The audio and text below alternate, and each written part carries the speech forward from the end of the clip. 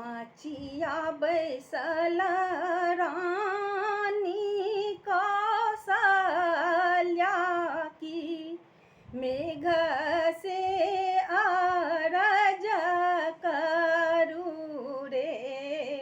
माचिया बैसल रानी कौशल्या की मेघ से अरज करू रे।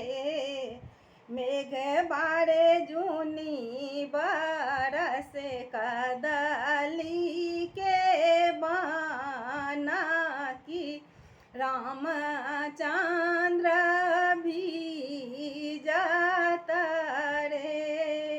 मेघ बारे जूनी बरस कदली के बाना की रामचंद्र भीजत रे। रामचंद्र भीजत बेलतर लक्ष्मण बबूरत रे।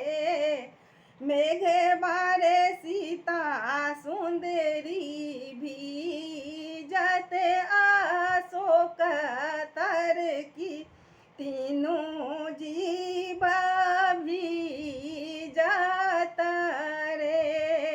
मेघ बारे जूनी बरस कदली के बाना की रामचंद्र भीजत रे।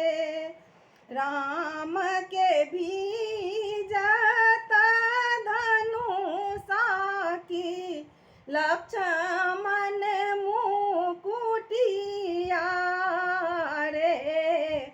मेघ बारे सीता सुंदरी के भीजत चीर की तीनों जीव व्याकुल रे।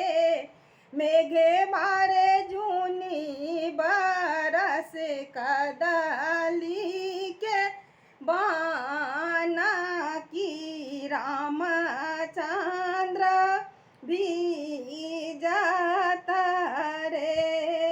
राम के भीजत पगड़िया की लक्ष्मण चदरिया रे।